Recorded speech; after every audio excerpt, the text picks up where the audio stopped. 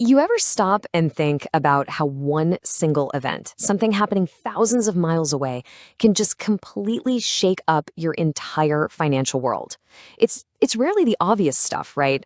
A war starts, and of course, our first thought is the terrible human cost. But underneath that, there are these economic shockwaves, ripples that spread out in ways most of us just don't see coming. And in this case, yeah, it all starts with one event, a major conflict right in one of the most sensitive regions on the entire planet. It's the spark that lights a very big fire. But here's the thing. It's not the fire itself that poses the biggest threat to the global economy. It's the ripples. And today, we're going to follow those ripples from that initial shock all the way down to the deep currents that are right now changing our world. Okay, let's dive right in. The first and honestly the most violent ripple always starts with the biggest choke point in the global economy, and that is oil. Look at this number, 20%. A full fifth of the entire world's daily oil supply has to squeeze through this one tiny shipping lane right off the coast of Iran. So what happens when that lane suddenly becomes a conflict zone? Well, the flow of energy slows to a trickle, and almost overnight, the price of every single barrel just skyrockets. And listen, this isn't me being dramatic. That's a direct quote from the International Energy Agency. They're calling it a historic crisis. This is the kind of thing that sends immediate shockwaves through every part of an economy that runs on energy, which is, let's be honest, pretty much everything. Now, the second you hear oil prices spike, everybody's mind just flashes back to the 1970s, right? The gas lines, the crazy inflation. But here's the thing you have to understand. The US economy has built this incredibly powerful shield since then. It's a different world. So let's just compare for a second. Back in the 70s, the US was dangerously dependent on foreign oil, and we were already struggling with inflation. But today, totally different story. America is now one of the world's largest oil producers. We walked into this crisis with a really strong economy, and crucially, we have the Strategic Petroleum Reserve.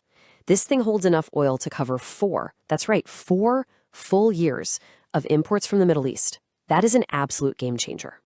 And this chart really tells the story of where the real crisis is. The US and Europe, we get less than 5% of our oil from the region. But just look at Asia. Japan gets 95% of its oil from the Middle East. South Korea, 2/3. China and India, about half. So that immediate economic pain, it's not really hitting America. It's landing square on Asia. So, okay, if the direct economic hit to the US actually looks pretty manageable, what's the next ripple? Well, it's pure human psychology. It's about how investors are reacting. And spoiler alert, they're panicking. They're selling what feels risky and piling into what feels safe. But is it really? Let's actually look at the price of safety. Right now, investors are so scared that they're willing to pay 45 times a company's annual earnings for a slow growth giant like Walmart. And for Costco, they're paying 53 times earnings. Now, these are just incredibly high prices for companies with very slow, predictable growth. Now compare that to the so-called risky stuff. Because of all the scary headlines, you can buy a fantastic, innovative business like Adobe for just 12 times its free cash flow, the actual cash it generates, while its profits are growing at over 12% a year. Or look at Microsoft, growing at over 15% for 25 times earnings. The big takeaway here is pretty clear, isn't it? In a market driven by panic, safe has become really expensive. And what everyone is calling risky has become a potential bargain. But this whole market panic, it isn't happening in a vacuum. It's really just a symptom of a much larger, much deeper current.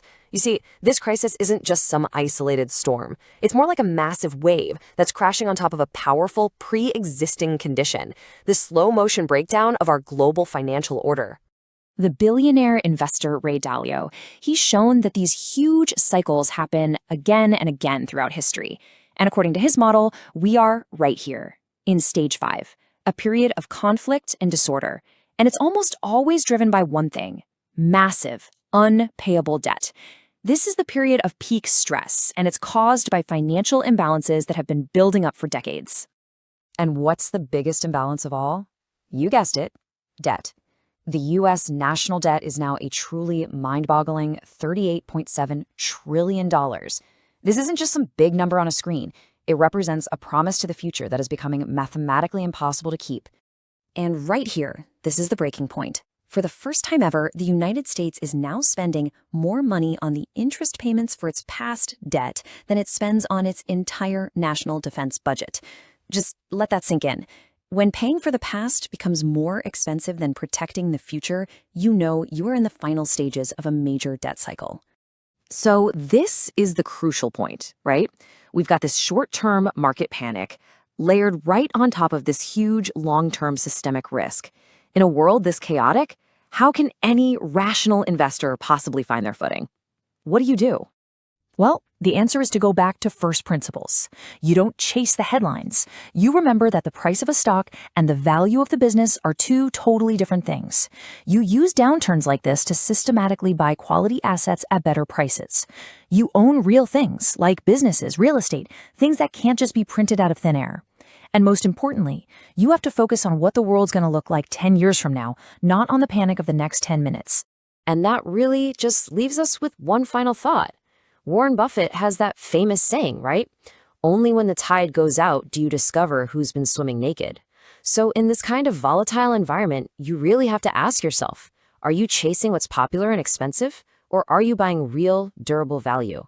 The answer to that question, well, that's going to determine everything.